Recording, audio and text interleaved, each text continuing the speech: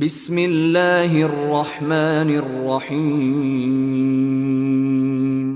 حضرت ابو قتادہ بن ربیع رضی اللہ تعالیٰ عنہ سے روایت ہے، کہتے ہیں کہ ہم رسول اللہ صلی اللہ علیہ وآلہ وسلم کے ہمراہ جنگ حنین والے سال 8 ہجری میں نکلے۔ چنانچہ جب ہماری ان کافروں سے مٹ بھیڑ ہوئی تو مسلمانوں میں کچھ افراتفری مچ گئی۔ حضرت ابو قتادہ رضی اللہ تعالیٰ عنہ کہتے ہیں کہ میں نے مشرکین میں سے ایک شخص کو دیکھا جو مسلمانوں میں سے ایک شخص پر غالب آ چکا تھا۔ وہ کہتے ہیں کہ میں اس کی طرف گھوم گیا یہاں تک کہ میں اس کے پیچھے آیا اور اس کی گردن اور کندھے کے درمیان میں اس کے کندھے کی رگ پر میں نے تلوار ماری تو وہ دشمن میری طرف متوجہ ہو گیا اور اس نے مجھے اس زور سے دبایا کہ اس دبانے سے میں موت کی خوشبو پانے لگا۔ مجھے موت نظر آنے لگی، لیکن اتنی دیر میں میری تلوار کے لگے ہوئے کاری وار سے نکلنے والا خون اپنا کام کر گیا اور پھر موت نے اسے آ لیا، سو اس نے مجھے چھوڑ دیا۔ حضرت ابو قتادہ رضی اللہ تعالیٰ عنہ کہتے ہیں کہ میں حضرت عمر بن خطاب رضی اللہ تعالیٰ عنہ سے ملا تو کہا کہ لوگوں کو کیا ہو گیا ہے، ان میں افراتفری اور بھگدڑ کیوں مچی ہوئی ہے؟ انہوں نے فرمایا کہ یہ اللہ کا امر ہے، تقدیر کا لکھا ہو کر رہتا ہے، خواہ اس کا سبب ہمارے گناہ ہی ہوں، پھر بے شک جلد ہی لوگ واپس لوٹ آئے اور اللہ نے فتح بھی عطا فرما دی اور مال غنیمت بھی اکٹھا ہو گیا۔ تو رسول اللہ صلی اللہ علیہ وآلہ وسلم نے فرمایا، جس شخص نے کسی مقتول کو قتل کیا ہو اور اس کے پاس اس کے متعلق کوئی دلیل ہو تو اس سے چھینا ہوا مال اسی کا ہے۔ حضرت قتادہ رضی اللہ تعالیٰ عنہ کہتے ہیں کہ میں کھڑا ہو گیا اور کہنے لگا کہ کون میرے حق میں گواہی دے گا؟ پھر میں بیٹھ گیا۔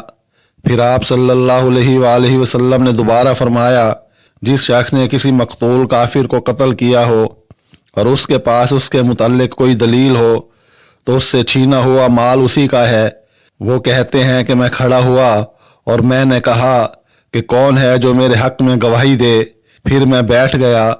پھر آپ صلی اللہ علیہ وآلہ وسلم نے تیسری بار بھی وہی فرمایا تو میں کھڑا ہو گیا۔ رسول اللہ صلی اللہ علیہ وآلہ وسلم مجھ سے فرمانے لگے کہ ابو قتادہ تمہیں کیا ہو گیا ہے؟ میں نے آپ صلی اللہ علیہ وآلہ وسلم کو سارا قصہ سنا دیا تو لوگوں میں سے ایک شخص کہنے لگا کہ اللہ کے رسول صلی اللہ علیہ وآلہ وسلم، اس نے سچ کہا ہے اور اس مقتول سے چھینا ہوا مال میرے پاس ہے۔ اللہ کے رسول صلی اللہ علیہ وآلہ وسلم، وہ مال میرے پاس ہی رہنے دیجئے اور اسے اپنی طرف سے کچھ اور مال دے کر راضی فرما دیجئے۔ تو یہ سن کر حضرت ابو بکر رضی اللہ تعالیٰ عنہ فرمانے لگے کہ نہیں، اللہ کی قسم ایسا نہیں ہوگا۔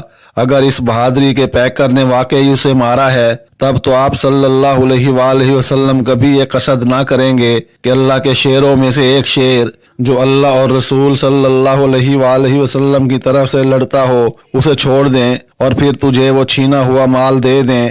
تو رسول اللہ صلی اللہ علیہ وآلہ وسلم نے فرمایا، ابو بکر نے سچ کہا، لہذا تم اس ابو قتادہ رضی اللہ تعالیٰ عنہ کو وہ مال دے دو۔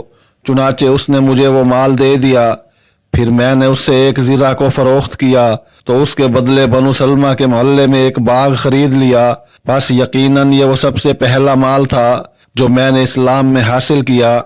حضرت عبادہ بن صامت رضی اللہ تعالیٰ عنہ سے روایت کرتے ہیں، انہوں نے کہا کہ ہم نے رسول اللہ صلی اللہ علیہ وآلہ وسلم سے تنگی اور آسانی اور خوشی اور ناخوشی میں سمع و طاقت، بات سننے اور ماننے پر بیعت کی اور اس پر بھی بیعت کی کہ ہم امارت اور حکومت کے معاملے میں اس کے اہلیت و قابلیت رکھنے والے مسلمان حکمران سے کھینچا تانی نہیں کریں گے اور ہم جہاں کہیں بھی ہوں گے حق بات ہی کہیں گے، یا فرمایا حق پر قائم رہیں گے اور اللہ کے معاملے میں اور اس کے دین کی نصرت میں کسی ملامت کرنے والے کی ملامت سے نہ ڈریں گے۔